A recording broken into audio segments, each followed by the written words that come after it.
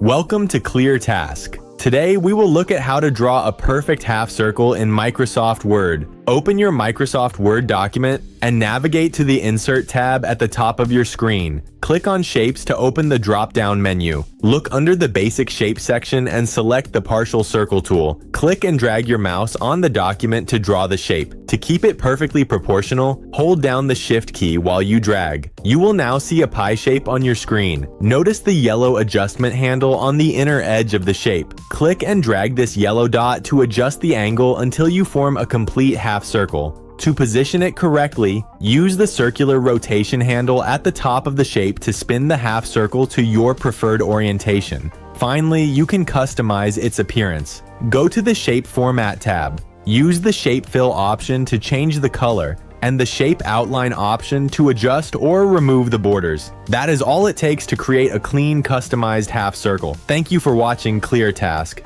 Subscribe for more direct software solutions.